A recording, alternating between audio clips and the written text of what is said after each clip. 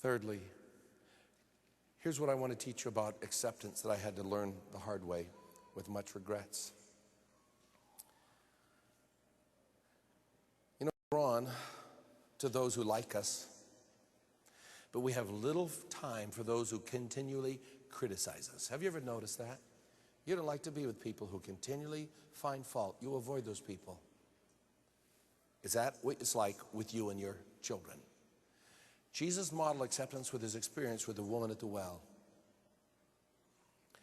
You know, he taught and preached holiness more than all the prophets combined, yet he attracted the worst of sinners. He's at the well. He sent the disciples into Samaria to get some food. He's out there. This woman shows up to draw water from the well, and he interacts with her. He begins to offer her something of significance. And when she finds out, and he says to her, "Go call your husband and come back." She says, "I have no husband." He says, "What you say is right. For you've had 5 husbands, and the man you're living with now is not your husband." In other words, she's living in adultery or in fornication. You're living in sexual immorality. And she responded by saying, "Oh, I see you're a prophet." And then she attacks him sarcastically. "Well, you know, you Jews," see, she was caught off guard, her sin was exposed, and this irritated her, and she attacked back. "You Jews say that we should worship in Jerusalem. We say," and she began to sarcastically attack him. But he is not derailed. He stays on because he wants her soul. And he doesn't counterattack her. He doesn't take offense and enter in. Here's the first thing I'd like to point out about his acceptance of this woman at the well, that this woman living in sexual immorality. He did not agree with her moral choices, but at that moment, he communicated no condemnation. Her conscience was defiled. She knew the law. She knew the law of Israel. Samaritans, you know, were half-breeds. That's why the Jews hated them so much. They were worse than a Gentile. They were Jews who were intermarried with Gentiles and had created their own kind of mongrel religion. And so they combined some paganism with their Judaism. And here he is interacting with her. She knew the law, but he looked at her and exposed her sin. Look at the text. Go back to John 4. He didn't condemn her. He simply exposed it, but stayed kind and nice to her. He saw it, didn't even bring it up. He just stayed nice to her because he wanted something good for her. He had a blessing that awaited her. In fact, secondly, he didn't return her attacks. He didn't return her attacks. She's sarcastic. He didn't do it. He didn't get drawn in because he wanted something good for her. Thirdly, the bottom line was he saw her failings, but he was safe with her failings. The third bullet under 3. He was safe with her failings.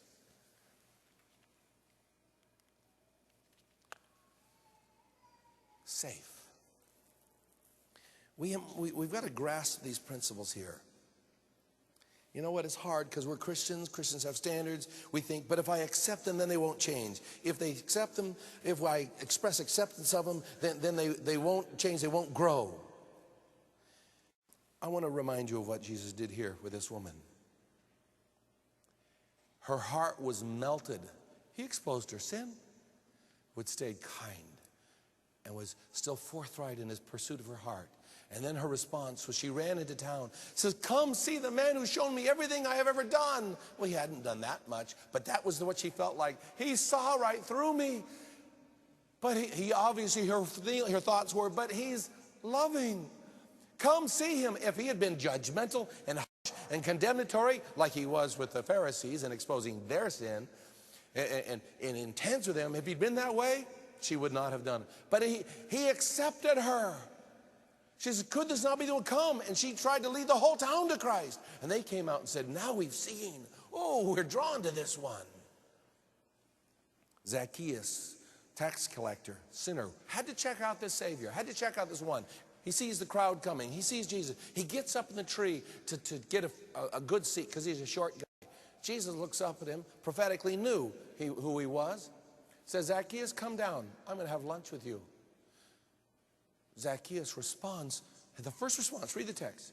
The first response is, "If I've stolen from any man, I'll give back 4 times. I will give away half of what I owned." In other words, his heart was changed because this one, the righteous one, the holy one, said, "Hey, I know you're a sinner. Everybody else rejects you. Nobody else likes you. But you know what, Zacchaeus? I'm going to go to your house and eat. I ate at Pharisees' houses. I ate all kinds of sinners' houses. You know what? Zacchaeus, come on, let's go eat. Your house. Zacchaeus was impacted. My wife discovered this principle when she was a school teacher. She was public and private school. In fact, she used to teach in a place in Southern California called Compton. Dangerous neighborhoods where the teachers would, she was a substitute. She would go in for the teachers who the students had injured. I'm not kidding. That was her job. Go in when a student was injured because attacked by, when a teacher was injured by a student, my wife would go in and fill in for that teacher. They got their salary plus what was called combat pay. So my wife lived, and taught in different realms of teaching.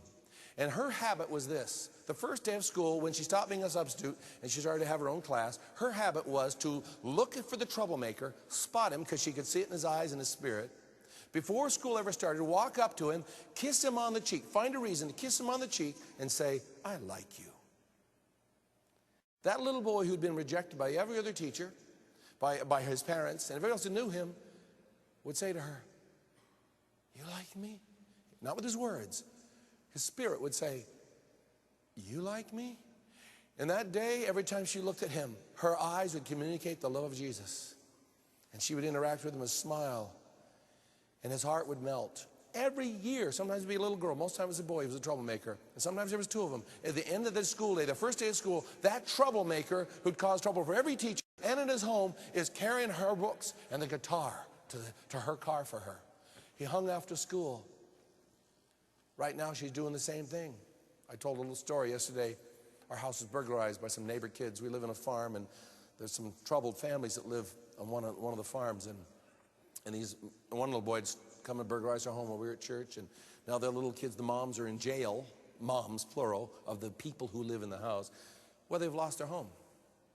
But my wife's been doing a Bible club with these kids for a few months. Every Wednesday, take these kids when they get out of school, bring them and teach the Bible. They will do anything she says. You know why? She's an adult who has said, I like you. And they can't wait to serve her. Well, I'm going to run out of time. I got to keep going, but these principles are so important we grasp with our own children.